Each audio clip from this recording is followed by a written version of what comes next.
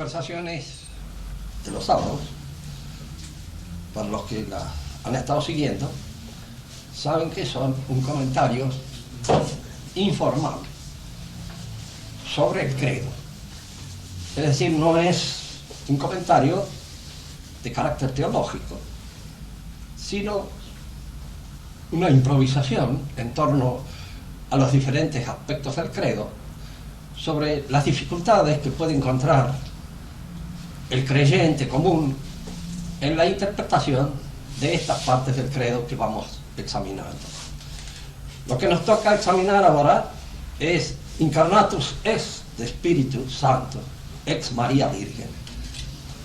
Es encarnado del Espíritu Santo y de María Virgen. Siempre el tropiezo, la dificultad mayor que se ha encontrado está precisamente en la imposibilidad de que una virgen conciba. Siempre la dificultad del creyente está en la posibilidad de creer o de admitir la concepción hecha por una virgen. De manera que no se trata, por supuesto, de penetrar en las dificultades de este misterio, que excede nuestra capacidad de comprenderlo, pero sí de hacer una aproximación al misterio mismo de la fecundación común, corriente de los hombres, para ver que tampoco esta fecundación del hombre común, del hombre normal, del hombre que nace en conformidad con los requisitos mismos de la naturaleza, es tan clara, es tan absolutamente falta de misterio como habitualmente se supone. La ciencia moderna tiene una tendencia a establecer sus conclusiones a partir de constataciones de hechos bien precisas, pero todo lo que excede de alguna manera el ámbito de la constatación o de la verificación sensible parece escapar a este tipo de ciencia. Es decir, este tipo de ciencia se limitaría a lo que se observa, a lo que se constata. Y lo que se observa y lo que se constata en muchas oportunidades puede estar necesitado de una explicación racional, de una explicación donde interviene más allá de los sentidos la inteligencia. Y parece que hay de alguna manera una especie de dificultad en admitir ese trabajo, esa labor propia de la inteligencia en la ciencia moderna. Hay dos tipos de ciencia. El tipo de ciencia positiva, moderna, que se afianza en el mundo moderno y que corre especialmente en torno a las exigencias de las verificaciones bien constatadas, de la observación de los hechos clara y precisa, y los tipos de ciencias tradicionales a los que se le dio llamar también ciencia filosófica, como pudieron ser las ciencias de un Platón, las ciencias de un Aristóteles, las ciencias griegas en general, que confiaban más que en la observación, en la capacidad de nuestra inteligencia, fundada en buenos principios, de hacer buenas argumentaciones o deducciones, a partir de los hechos, pero los hechos observados por una inteligencia y en función de principios claramente establecidos por la razón. No se trataba pura y simplemente de decir lo que veo, porque a veces no veo nada más que un aspecto muy superficial de las cosas y no penetro en su hondura. ¿A dónde queremos ir a parar? ¿Y qué es lo que en cierto modo guía este exordio, esta suerte de conversación en torno a la generación del hombre en general?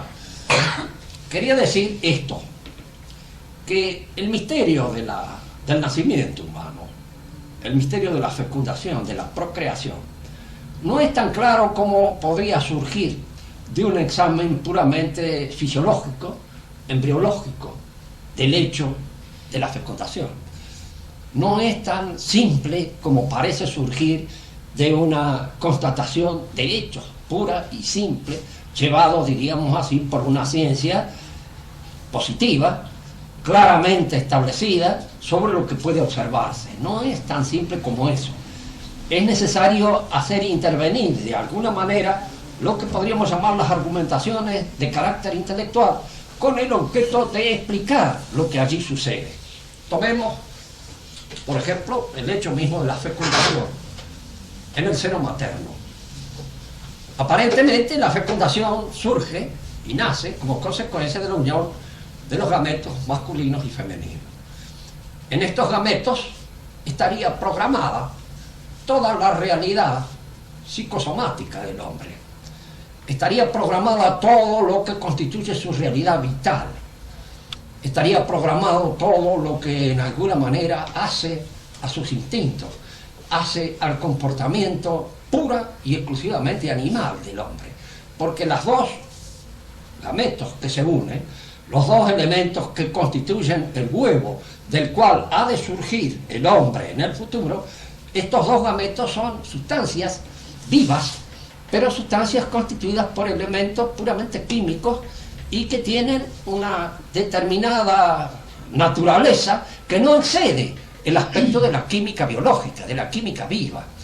Es decir, si nosotros explicamos la vida de un animal, de un tigre, de un león, de un mono, de un ratón, por la intervención, por el cruzamiento de los gametos masculinos y femeninos que intervienen en la procreación, podemos admitir que efectivamente todas las actividades, todo el comportamiento de la vida de este animal se desarrolla de conformidad con una programación específica que está determinada en ese huevo inicial.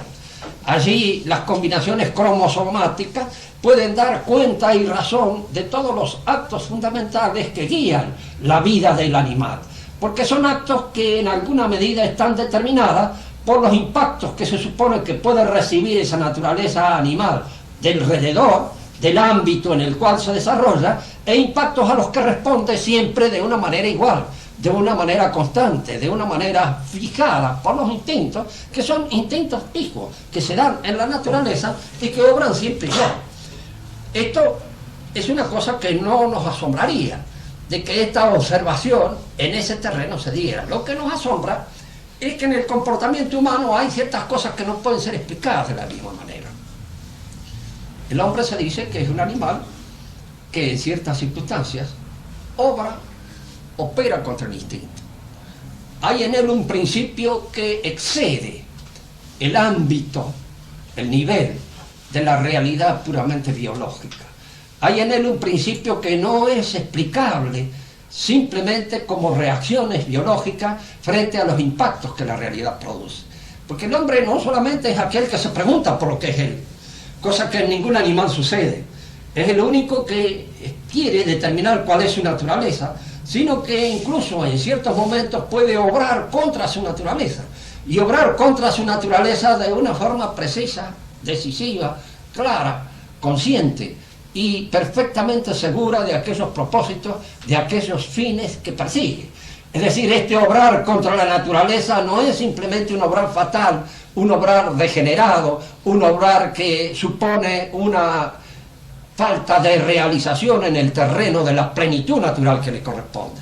Es decir, un animal que no procede instintivamente frente a una instancia, frente a un estímulo, porque carece de ese instinto, porque por degeneración lo ha perdido. En el hombre no sucede esto, sino que sucede que en ciertos momentos obra en contra de su naturaleza por una determinación clara, perfectamente establecida por su espíritu, y por una determinación que supone un crecimiento, una perfección de orden espiritual, y no una perfección de orden biológico. Nos enseña la Iglesia de que tres son nuestros enemigos: la carne, el mundo y el demonio. Cuando se habla de la enemistad de la carne, se establece siempre aquel nivel animal en el cual el hombre necesariamente crece. El hombre comienza por ser un animal, y en el principio no excede, no va más allá de las reacciones puramente instintivas, puramente animales, que lo llevan a la succión del seno materno y que lo llevan a tener una serie de comportamientos y de movimientos que tienen como objetivo fundamental la defensa de la vida, en este nivel puramente biológico en que el niño se desarrolla. Pero posteriormente, diríamos, este animal aparece en él una serie de interrogantes, una serie de preguntas, una serie de exigencias que no se satisfacen en el plano puro y exclusivo de la animalidad. ¿De dónde surgen estas exigencias? ¿Quién las establece? Porque si nosotros queremos mostrar la existencia del hombre simplemente en el terreno de lo que la vida biológica puede transmitirle, no la explicamos. No explicamos la mayor parte de su historia, no explicamos su complicación, no explicamos sus problemas, no explicamos los misterios que se le presentan, las exigencias de carácter espiritual que a veces lo llevan a actuar contra su naturaleza animal, a superar su naturaleza animal, una invitación constante y permanente, precisamente lo que se llama la lucha. El hombre lucha para hacerse como hombre, y el hacerse como hombre explica de alguna manera esa realización de tono, de tipo espiritual, que está por encima de las exigencias puras y crudamente animales que le plantea la carne, que le plantea el cuerpo, que le plantea lo que podría ser su programación cromosomática. Está más allá de eso. ¿Y de dónde surge esto? ¿De dónde nace esto? ¿Cómo se produce esta cosa? Indudablemente un observador de la generación en el terreno pura y simplemente científico dirá, mire, estará programado en los cromosomas. Los cromosomas de alguna manera estarán programados de tal manera que producen eso a lo cual nosotros, en uso de la arbitrariedad del idioma, le damos el título de espíritu, distinguiéndolo de la materia y distinguiéndolo un poco, tal vez despóticamente, porque al que observa, si de alguna manera el hombre es el resultado de la combinación cromosomática y es un resultado exclusivo de esa combinación, el hombre no tendría por qué exceder de ninguna manera los límites planteados por su naturaleza biológica, por su naturaleza carnal, por su naturaleza animal. Tendría que ser un animal que específicamente respondiera a todos aquellos instintos que la naturaleza animal plantea, pero los excede, va más allá, y en un momento determinado se siente con la obligación y el reclamo que nace de lo más profundo de su deseo, de lo más profundo de su ser, de ir más allá del reclamo de la carne y de ir más allá del reclamo puramente animal que suscita su naturaleza biológica. ¿De dónde nace esta nueva cosa que se impone y que se impone como lo más importante en la realización del hombre? Porque en un momento determinado nos damos cuenta que lo importante es responder a las exigencias espirituales de nuestra naturaleza y no pura y exclusivamente a sus exigencias carnales. Las exigencias carnales no son suficientes. Hay un momento en que excedemos la vida pura y exclusivamente del animal a que la carne nos somete. No me basta con dormir, no me basta con comer, no me basta con el acoplamiento que supone la generación, no basta todo esto, quiero algo más. Y este algo más que quiero, este algo más que está en la línea de mi deseo, ese algo más supone una inclinación natural o supone una inclinación que supera lo que entendemos por inclinación natural. Este es un problema que se plantea. Este problema, si se trata de resolver en el terreno puro y exclusivamente en que lo pueden resolver las ciencias positivas, no se resuelve. Hay allí un elemento, un plus, un algo más, una X, que no se encuentra de ninguna manera explicada en el nivel de la combinación cromosomática de los gérmenes de reproducción, de los gametos. No está allí. Porque si estuviera allí, habría que admitir que aquí, en el terreno o en el nivel de la realidad química, biológica, está la personalidad escrita. Ese que dice yo, y ese que de alguna manera opone a la presión de la circunstancia su propio núcleo de personalidad como una cosa que se dibuja claramente como el resultado de un esfuerzo que uno realiza sobre sí mismo y contra sí mismo, contra su propia carne, contra las incitaciones del mundo, incluso contra las incitaciones del demonio, que no entra para nada en lo que podríamos llamar una explicación de carácter pura y exclusivamente científico. Si nosotros perseguimos la explicación de carácter científico, al demonio lo dejamos momentáneamente de lado porque no es un personaje que entra en el radar de la ciencia, pero sí entran en el radar de la ciencia todas aquellas implicaciones que la carne ejerce contra nosotros como una presión propia de nuestra naturaleza corpórea y que nos obliga a actuar en contra de ella, y al obligarnos a actuar en contra de ellas a realizar esta otra personalidad espiritual que es a la cual apuntamos y que de ninguna manera puede ser explicada en el terreno puro y exclusivo de lo cromosomático. Si no puede ser explicada en el terreno de los cromosomáticos, hay aquí siempre dos posibilidades: o bien no se explica, o bien tenemos que recurrir a ciencias que, más allá de la observación, más allá de la constatación pura y exclusiva a hechos, de los hechos visibles, palpables y sensibles, eche mano de la inteligencia para explicarlo. La inteligencia a nosotros nos dice que de la nada no se puede sacar algo. Es un concepto negativo. Y de lo que es negativo no surge ningún elemento positivo. Que si aquí, en este terreno, en este nivel de realidades, se realizan pura y exclusivamente en el terreno de la química biológica, de aquí no puede surgir la personalidad. La personalidad del recién nacido, ¿de dónde nace? Tiene que surgir de alguna parte, porque si no tengo que pensar que brota espontáneamente de la nada, y que esa capacidad que tenemos nosotros de decir yo en un momento del desarrollo de nuestra vida y de atribuirnos una responsabilidad sobre los hechos fundamentales de lo que hacemos de nosotros mismos, que es curioso. Ningún animal se pregunta qué es lo que he hecho de mi vida.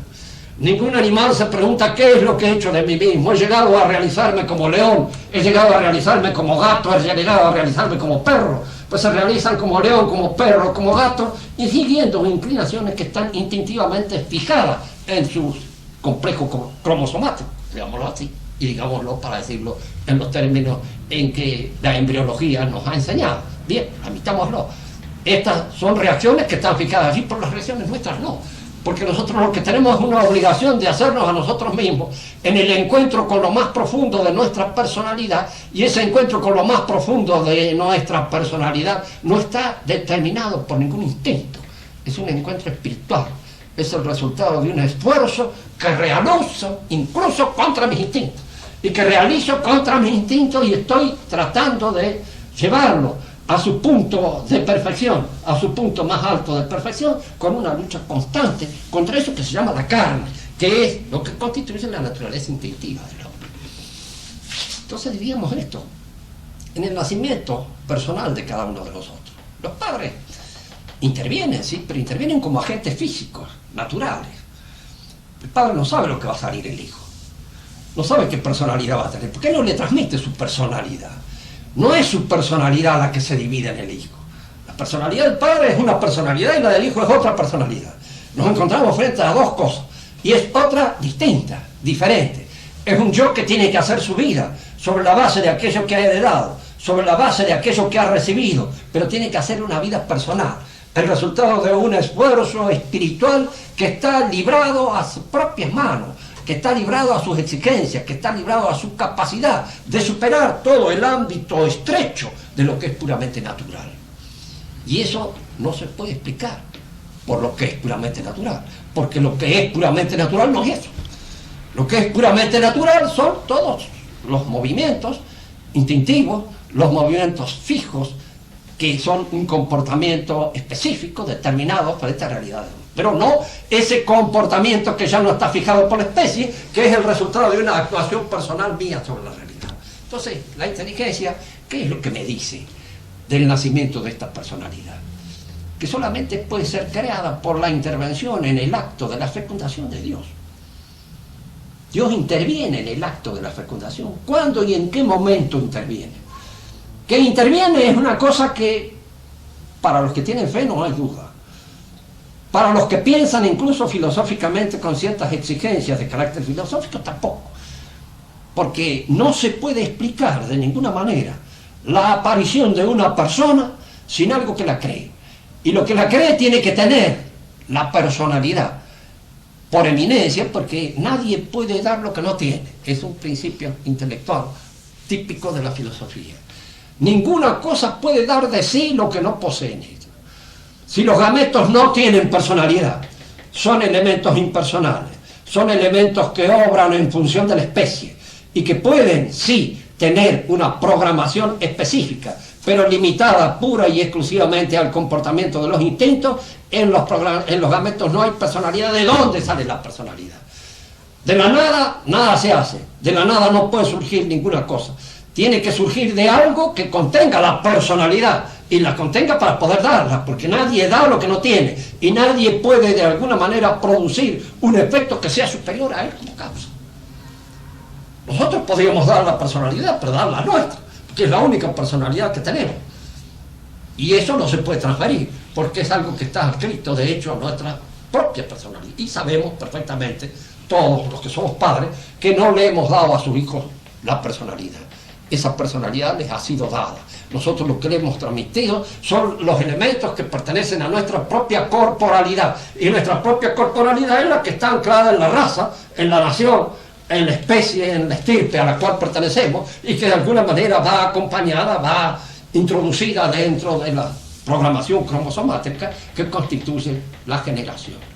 Es decir, que en la generación humana común, en la generación humana normal, hay una intervención divina. Está la intervención de Dios, que es la que da al elemento creado su personalidad, que es la que constituye lo que dirán los escolásticos la forma sustancial, el alma espiritual. Esa es la que está dada por Dios en el acto de la fecundación.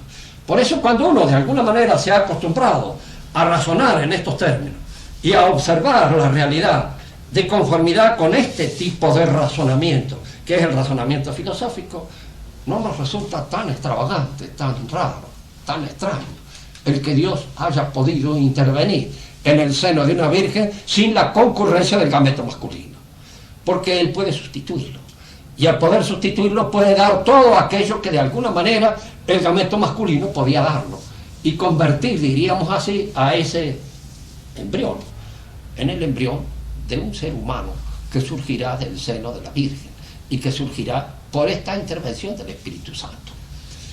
Ahora, esto nos hace pensar en dos o tres cosas.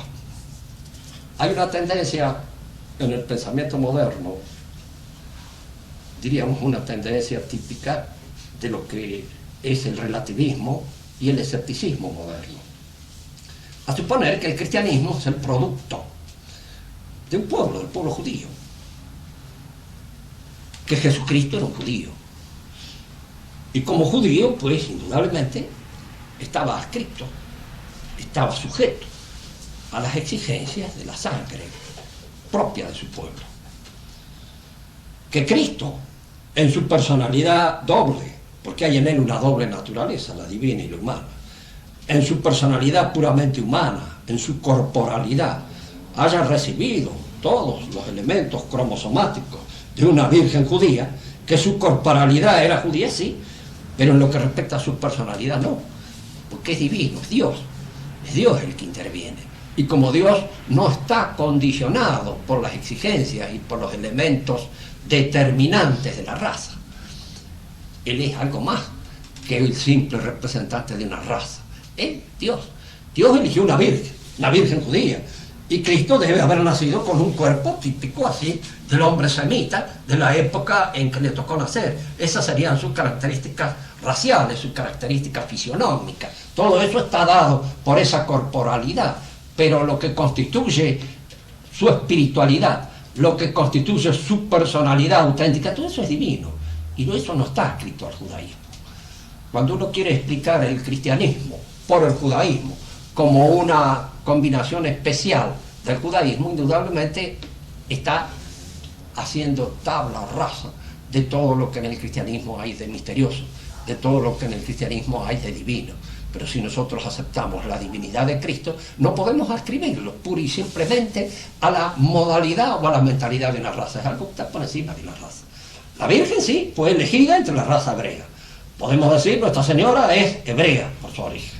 Lo es por su nacimiento, lo es por sus antecedentes, lo es por todas las características de su generación. Pero nuestro Señor, que nace de su seno, no. Es la divinidad misma que se expresa y se encarna en un cuerpo que tiene esa adscripción a la raza hebrea, pero que Él la supera por su espiritualidad, que depende pura y exclusivamente de su naturaleza divina. Por eso está por encima de cualquier condicionante de carácter nacional.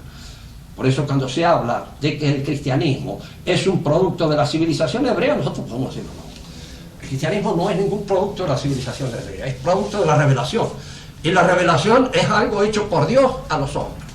Más, desde el punto de vista de la civilización, el cristianismo va a encarnar en la civilización greco-latina y no en la civilización hebrea. Es la civilización greco-latina la que toma como elemento de encarnación, en esta encarnación que podremos llamar segunda, que es la encarnación de una civilización.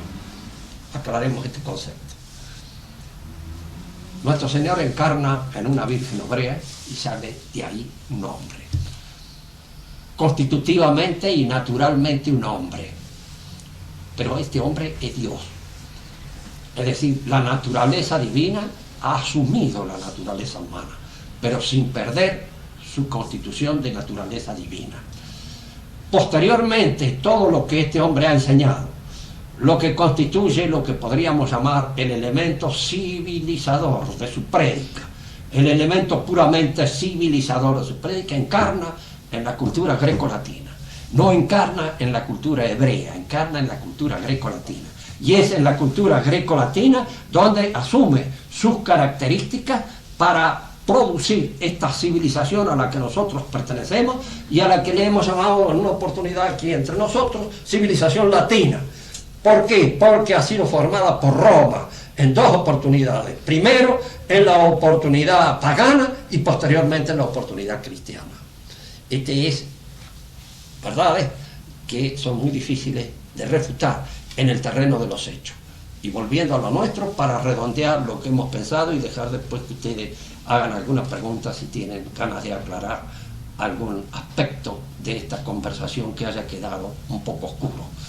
En primer lugar, no es de extrañar tanto para el hombre que está seguro de que en todo acto de nacimiento de un niño existe la intervención de Dios. No es de extrañar tanto de que exista esa intervención en el seno de una virgen. ¿Por qué? Porque no hay nada más que prescindir de un elemento humano imprescindible para la constitución del hijo. En nuestra, diríamos, en la fecundación normal, natural. Pero la intervención de Dios actúa en la fecundación y en el nacimiento de cualquiera de nosotros. ¿Por qué no puede actuar sin la concurrencia, diríamos, del gameto masculino? ¿Por qué no puede sustituirlo? Si Dios es omnipotente y puede tener precisamente, si es capaz de transmitir y de crear una personalidad, ¿por qué no ha de crear y de transmitir un elemento que es reductible al nivel de lo puramente biológico? Existe esa posibilidad. De manera que no es, diríamos, yo no he dado una explicación científica, ni mucho menos de un misterio, porque no existe. No son explicaciones científicas. Quiero decirles a ustedes, para aproximarnos al misterio, de que en realidad el misterio del nacimiento de cada uno de nosotros es bastante misterioso también. Y aparece de alguna manera relacionado con la intervención de Dios en el nacimiento de nuestra realidad. Por eso no nos extraña tanto lo que podía decir Alejandro Magno cuando decía que él descendía de Dios. Porque nosotros los cristianos hemos casi hasta democratizado esta idea. Alejandro Magno quería ser el único descendiente de Dios. En realidad somos todos descendientes de Dios. Todos hemos sido hechos por Dios y tenemos la filiación divina llevada en nuestra, diríamos, en el nacimiento mismo de nuestra personalidad. Ustedes pueden preguntarme, háganlo fuerte.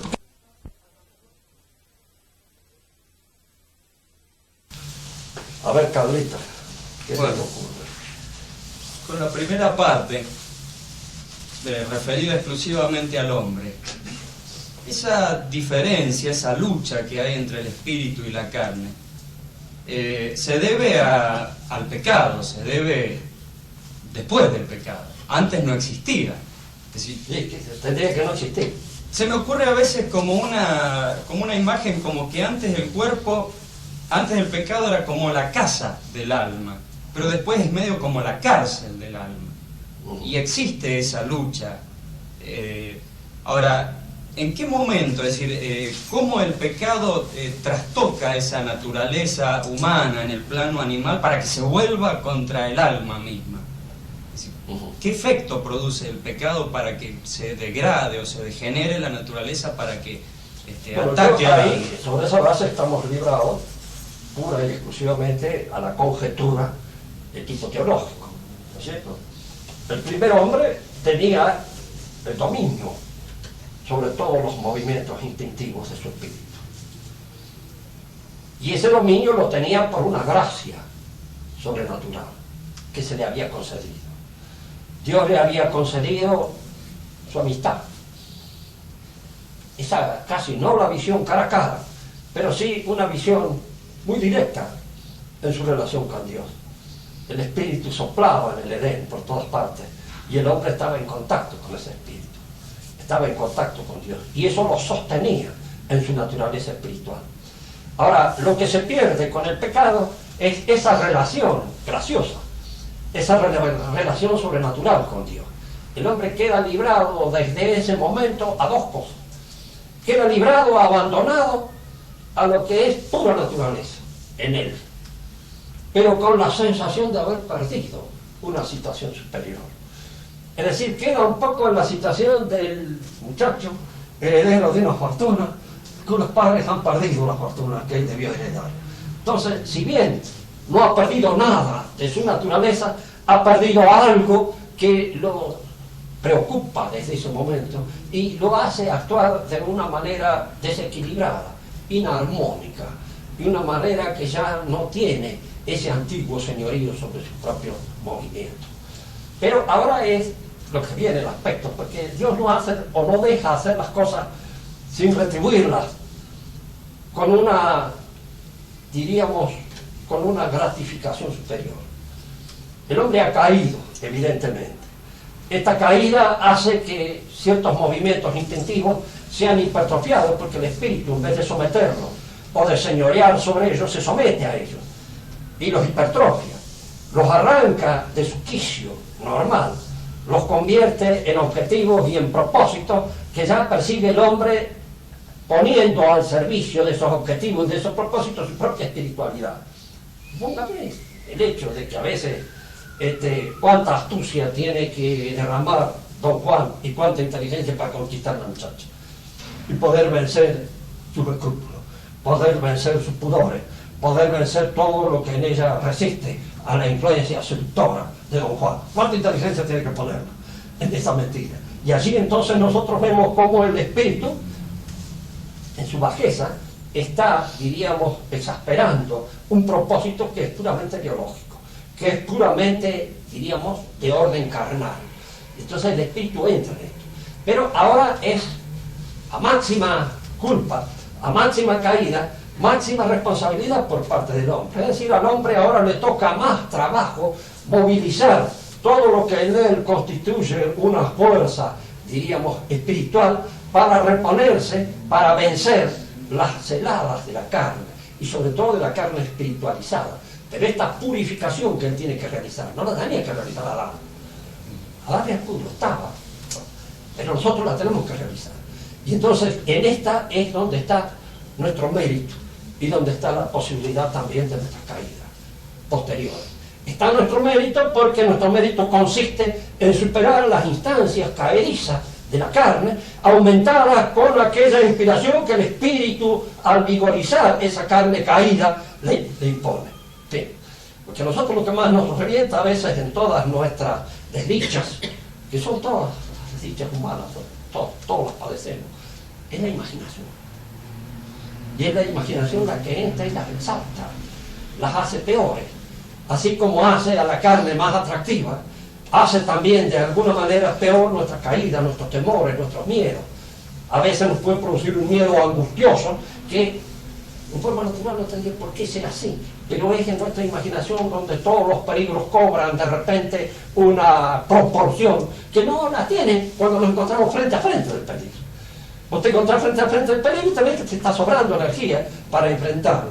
Pero cuando encontrás frente a un peligro que tu imaginación lo excita, que tu imaginación lo agiganta, que tu imaginación lo agranda exageradamente, es cuando entras en ese temor pánico que produce la angustia y que produce precisamente esa desazón provocada por la peligrosidad aumentada en la imaginación. Pero diríamos, a mayor caída, mejor culpa, mejor mérito, nosotros tenemos la necesidad de ir precisamente superando esto. Y entonces nos está encomendado a nosotros algo que no le estaba encomendado a Adán, hacerse. Adán estaba hecho. Dios lo había hecho así. Y le había dado la gracia que necesitaba para estar en contacto con Dios. Nosotros no la tenemos, la hemos perdido, pero tenemos que recuperar. Y la tarea de recuperarla, y de recuperar esta gracia, y de recuperar este contacto, y esta conexión con la divinidad, es una tarea que está librada a nuestro propio esfuerzo, ayudados por la gracia divina, para el que tiene fe. Pero está librada a este esfuerzo personal constante de todos los días. Y entonces hay en nosotros un mérito mayor, que supone, de hecho, un premio mayor que aquel el que tuvo Adán en el paraíso primero, que es el reino de Dios, precisamente. El reino que Jesucristo nos promete. ¿Se entiende? Sí, sí, sí. Juancito, ¿alguna pregunta? Te veo meditando, Juancito. O has estado trabajando con un perro y te has cansado. Profesor, el protestantismo, ¿no cree en el Espíritu Santo? ¿Quién? En los protestantes. Sí, ¿No cree? Sí, no, Sí. el Espíritu Santo cree. Mire, ¿Cuál en es la primer diferencia? lugar pasemos de este hecho, ¿no es cierto? Hay tantas calidades de protestantes que ya es muy difícil guiarse dentro de lo que constituye esa polvareda de ideas y de ocurrencias. Pero en general, los protestantes de estricta observancia, luteranos, calvinistas, creen en el Espíritu Santo. ¿Ah, sí? Sí, sí, sí. No, la herejía de ellos está en su relación con la iglesia, en primer lugar. En su relación con el purgatorio, en el que no creen. ¿En la Virgen sí creen? ¿En la Virgen sí? Sí. Ellos no creen, por ejemplo, en que haya una iglesia. Ellos suponen que la administración de la fe queda librada al fuero íntimo de cada uno de nosotros. Que es una idea muy liberal que nosotros hemos recibido de los liberales y que está muy expandida entre nosotros. Yo me acuerdo que mi padre la tenía esa idea. Pobrecito, que yo lo haya perdonado. Pero de alguna manera era la idea que él tenía. Y él suponía, como buen liberal, de que cada uno debía tener las ideas que se les diera la gana y cada uno establecía su relación con Dios de la manera puramente personal. El protestante cree un poco en eso, porque la fe en él, esto es lo que cambia. La fe en él es subjetiva, en nosotros es objetiva. Nosotros creemos en esto que la iglesia enseña y que la iglesia sostiene como depositaria. Y entonces nos ofrece este credo, que es el que estamos comentando. Y en esto nosotros adherimos. La fe consiste en creer en esos artículos propuestos por el credo. En cambio, en el protestante la fe consiste en creer que me voy a salvar. Esa fe total que tengo yo en que me voy a salvar es lo que constituye la fe subjetiva. ¿Sí? Yo estoy convencido íntimamente. Es decir, confunde lo que la Iglesia Católica se enseña como fe con la esperanza. Hay una confusión entre la fe y la esperanza. Entre ellos la fe está, diríamos, estimulada secretamente y, diríamos, sobreelevada por la persistencia en la fe de la esperanza. Es una fe de esperanza. Y es personal. Al ser personal, el hombre queda librado a sus fenómenos. Y ahí es donde vienen todas las posibilidades de las 1000 sectas en que se dividen, porque cada uno tiene una interpretación de su relación con Dios distinta. Don Rubén, cuando usted dijo que la naturaleza divina de la naturaleza humana, Sí. Esa naturaleza humana no es divina, si es humana no es divina, Humano. entonces existiría dentro de Cristo, que es Dios, Bueno. una naturaleza no divina. Claro. La naturaleza humana. Y por eso muere precisamente. Cristo muere. Esto puede parecer una cosa un poco extraña. Adelante. Sí, está bien, gracias. Puede parecer una cosa un poco extraña. Pero Cristo murió en la cruz. Porque si no hubiera muerto, no hubiera resucitado. Y era fundamental que resucitara después de la muerte. Conoce la muerte. ¿Y qué es lo que conoce la muerte en él? No su naturaleza divina, pero sí su naturaleza humana. Es en el hombre. Y es el hombre el que exclama en el último momento de la cruz: Elí, Elí, lama sabachthani. Dios mío, me has abandonado. Es decir, es la soledad profunda del hombre en la muerte. la que de alguna manera se manifiesta en ese momento en lo que hay en él de naturaleza humana. Ahora, sí, sí. Es una naturaleza asumida por la naturaleza divina. Y al decir asumida por la naturaleza divina, queremos decir que toda la perfección de la naturaleza humana está sostenida por una perfección superior, que es aquella de la naturaleza divina. Cuando Cristo muere, ¿no se separan las naturalezas? O sea, Cristo no hay separación de la naturaleza divina y la naturaleza humana. Bueno, fíjese que ahí yo es un misterio que no me atrevería a asegurarlo con toda seguridad, pero creo que sí. Que hay, diríamos, la naturaleza divina deja a la naturaleza humana en el cuerpo, muerto en la cruz. Luego lo resucita. Y en esa resurrección es precisamente donde, con cierta transparencia, deja traslucir el Santo Rosario, el Santo Sudario, que parece, diríamos, esa fuerza tremenda, ascensional, que lo hace traspasar la tela misma del sudario, dejando impregnada allí su figura. Pero es la naturaleza divina, en un primer momento deja abandonada la muerte al cuerpo de la naturaleza humana. Con todo no se pierde, porque en el último momento, cuando el buen ladrón le dice a Cristo, lo reconoce como Dios, y Cristo le dice, de seguro que estarás conmigo en el paraíso. ¿Cierto? ¿Qué es en Cristo lo que dice eso? ¿La naturaleza divina o la naturaleza humana? Es la naturaleza divina, que está actuando todavía en la agonía de la cruz. Obra. Pero después, cuando ya la muerte llega al cuerpo, deja. Indudablemente ese cuerpo queda abandonado a la muerte, pero no totalmente, porque luego viene la carne resurrecta, en el cual el cuerpo, en vez de podrirse, de consumirse en lo que podríamos llamar la corrupción total del cuerpo, eso no queda abandonado. Lo asume, lo lleva consigo hasta esa cosa que siempre para nosotros la dificultad estará siempre en entender qué es el reino de Dios y qué es esa realidad espiritual que nosotros vemos a través de las manifestaciones de la materia, pero no la vemos en sí misma, es para nosotros invisible. El mundo del pensamiento es invisible, el mundo hacia donde Dios asciende. Cuando nosotros examinemos la parte ascending in Heli, sube hasta el cielo, ¿qué quiere decir subir? Sube como una de estas y se remonta hacia Ganymede o alguna otra estrella, ¿qué? Son todos elementos corporales, las estrellas y todo eso. No hay ese ascenso. El ascenso supone, diríamos, esta desaparición del terreno, de lo visible, en el que nosotros nos movemos para entrar en un terreno que es el terreno misterioso, del cual esta capa visible es pura y exclusivamente su manifestación. Y su manifestación exterior, su manifestación hacia afuera. A fin de cuentas, ¿quién es usted? No lo sabe usted. Usted lo sabe. Usted conoce sus apariencias, conoce sus manifestaciones, conoce sus expresiones, si aumenta de peso, si no aumenta de peso, si el perímetro torácico llega esto, llega lo otro, llega lo demás allá. Pero todo eso son accidentes. En el fondo usted es el que está sosteniendo toda esa realidad y usted la usa como un instrumento para manifestarse usted. ¿Y manifestar qué? Su realidad espiritual. Porque las otras realidades, la realidad puramente animal, bueno, sí, se manifiesta en nosotros también, de cualquier manera, con todas sus urgencias y sus necesidades. Pero es la realidad espiritual aquella que nos está encomendada a hacer aparecer. Porque es esa la que constituye lo que podríamos llamar la verdadera faena de hacerlo y de lograrlo.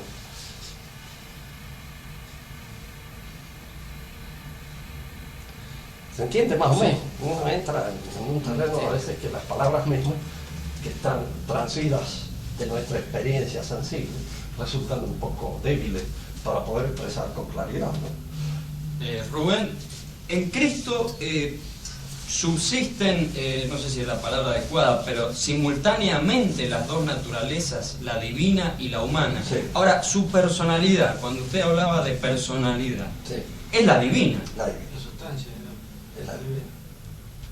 O sea, él no actúa con una personalidad humana. ¿Podría decirse de alguna manera que su naturaleza humana perdió o dejó de lado la personalidad humana para cederle el lugar a la personalidad divina? Es decir, ¿cómo se produce esa fusión? Claro. Yo creo que lo que hay que entender es esto, que la naturaleza divina en él se expresa a través de la naturaleza humana. Y la naturaleza humana efectivamente refleja la naturaleza divina de Cristo en Cristo. Cristo era alguien que indudablemente al verlo era un hombre, y no era nada más que un hombre, pero era un hombre fuera de serie. Era un hombre que traía consigo algo más que lo que nosotros traemos los demás hombres. Era un hombre que podía decir y hacer cosas que los demás hombres no podemos decir ni hacer. Entonces lo que podemos así concebir es que en él la naturaleza divina está expresada en la naturaleza humana que refleja la personalidad de Cristo. Y la personalidad de Cristo, una es su persona divina y otra es su persona como hombre, Cristo encarnado, en donde se refleja la personalidad divina también y se manifiesta a través de su palabra, a través de sus hechos, a través de sus gestos, a través de su actitud.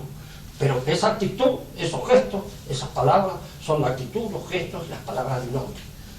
De un hombre que está allí, presente frente a nosotros. Precisamente estamos en el círculo del misterio, donde es muy difícil salir sin riesgo y con elementos puramente verbales, ¿no?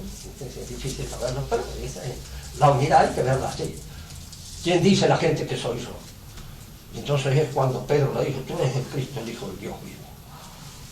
Entonces él me dice, eso que acabas de decirme, no te lo ha revelado la vista, no te lo ha revelado el tacto, no te lo ha revelado la razón pura y simplemente humana, ¿entiendes? Te lo ha revelado el Espíritu de Dios. Porque solamente el Espíritu de Dios es el que puede permitirte ver en mi humanidad mi divinidad. Pero es el que le permite ver en la humanidad de Cristo la divinidad de Cristo. Claro, porque es complicada la cosa. Es fácil decir que Cristo es Dios o aceptar que Cristo es Dios. Y también, si uno lo separa, que Cristo es hombre, no queda duda. Claro, claro. Ahora, que Cristo es Dios y verdadero hombre al mismo tiempo, Sí, ya la sí, cosa claro, es... y claro, ahí es donde está la dificultad. Pero es verdadero Dios y verdadero hombre al mismo tiempo. Y eso que se manifiesta en el verdadero hombre es el verdadero Dios. Y es esa una verdad a la cual tenemos que estar aferrados con todas nuestras fuerzas, porque es la verdad de nuestra fe, la número uno, la principal.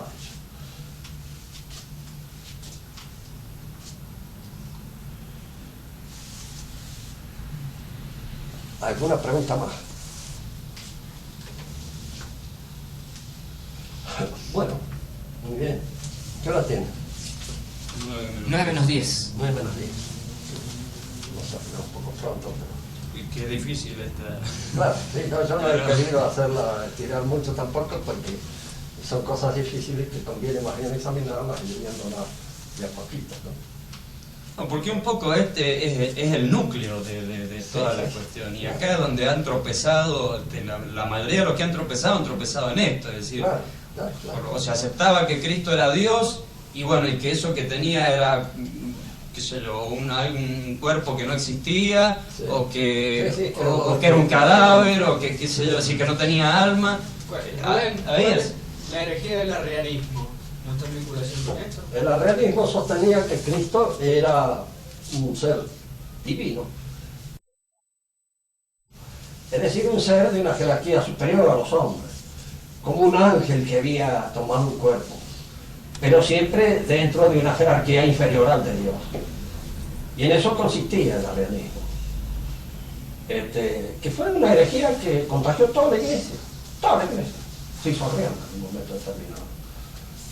Que podríamos decir, en la actualidad, cuando se habla de la situación de la iglesia, se le considera así como en un nuevo arrianismo. Y por eso se lo consideraba a Monseñor Lefebvre como una especie de nuevo Atanasio, en el sentido de que fue el luchador contra Arrio, contra los arrianos. En fin, Dios verá. Pero, en fin, nosotros el momento es bastante complicado y informado. Justamente lo que explicaba usted acerca de en el credo, ¿no es cierto? ¿Cómo? Lo que explicaba en el credo, el cambio de la palabra esa de consustancial, que se cambia por de igual naturaleza, también un poco estaría vinculado con esto, ¿no es cierto? Sí. Claro, hacerle un poco la- y es una palabra que inventa, que es decir, crea Atanasio, Claro. con el objeto de dar esa solución al problema. Cuando él habla con... Por eso es tan importante. Y la nuevo, el credo que se reza aquí es arriano. Es arriano. Porque no es que se diga una mentira, no se dice una mentira. No se... En casi todas las modificaciones que han hecho los modernistas, nunca se ha impuesto, diríamos, una modificación que aparezca formalmente la herejía clara y terminante. No. Pero sí ocultan, hacen que la aparición de ciertos aspectos dogmáticos queden ocultos, desaparezcan en la forma antimológica de decir, y no aparezcan con claridad, que es el carácter típico que tiene la misa. La misa moderna es antimológica, la misa moderna es ambigua. Nosotros podemos dudar de que sea verdadera. No asegurar, porque nadie puede asegurar nada de eso, pero sí dudar. Y en caso de duda hay que ir a lo seguro. Claro, porque en el modernismo no hay una negación formal de ningún dogma, lo que hay es un vaciamiento de la espiritualidad de los dogmas, es decir, un achatamiento al plano humano. Ahí, claro. Y sobre todo la formulación, por ejemplo, cuando se dice, esta es la sangre de Cristo que se ha derramado por vosotros y por todos los hombres, todos, con el objeto de quedar bien con todo el mundo, ¿no es cierto? Bueno, hay allí, por ejemplo, una afirmación que evidentemente no es falsa, porque Cristo murió por todos, pero aparece allí ocultando, obliterando un poco el dogma de la predilección, es decir, de la selección. Los elegidos no son todos, son algunos, los que han hecho el esfuerzo para alcanzar ese mérito que es el reino de los cielos. Los que han hecho el esfuerzo, por supuesto, esto sería una herejía si no lo tuviéramos en cuenta, que es mediante la gracia que han logrado hacerlo. Pero es la gracia, asumiendo la gracia, es como uno logra la realización de ese esfuerzo.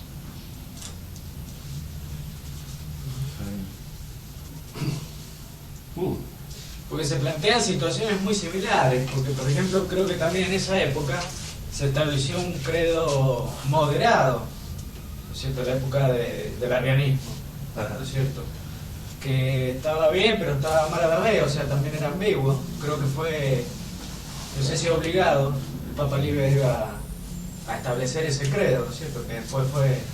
Hay una gran pérdida de la fe, en el sentido cabal del término.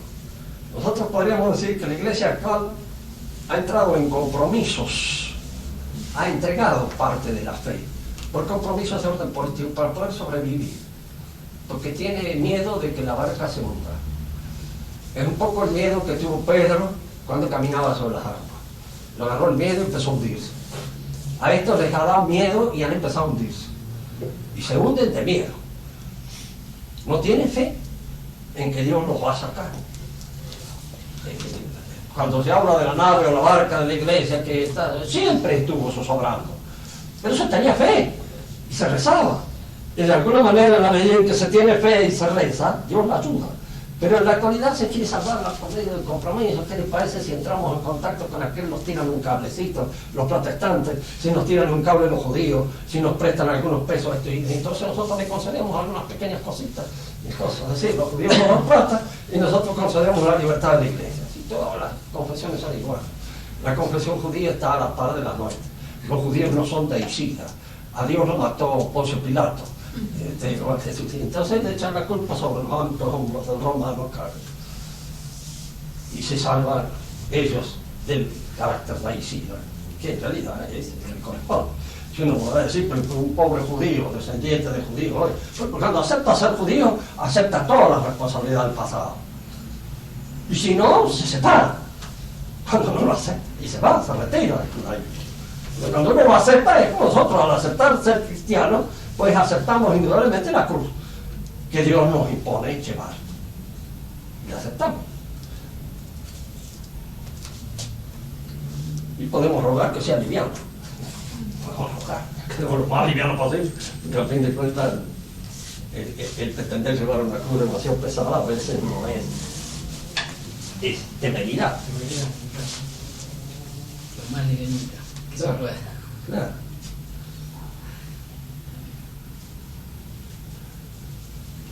¿Alguna pregunta?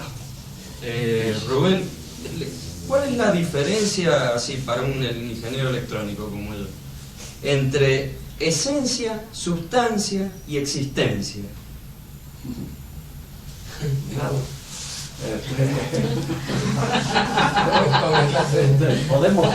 Podemos tomar una cosa. Esto tiene una esencia, un modo de ser. Es un libro. La esencia cabe en la definición que yo dé de esto. Porque la esencia se refiere simplemente al modo de ser de una cosa, a la modalidad que la caracteriza. Vos sos un hombre, un animal racional, ¿no es cierto? Eso es la esencia de cosas. Esto es al mismo tiempo una sustancia, en el que este sentido, de que es sujeto, esto es sujeto de una serie de accidentes que la adornan: el color, el peso, la densidad, el tamaño, el grosor.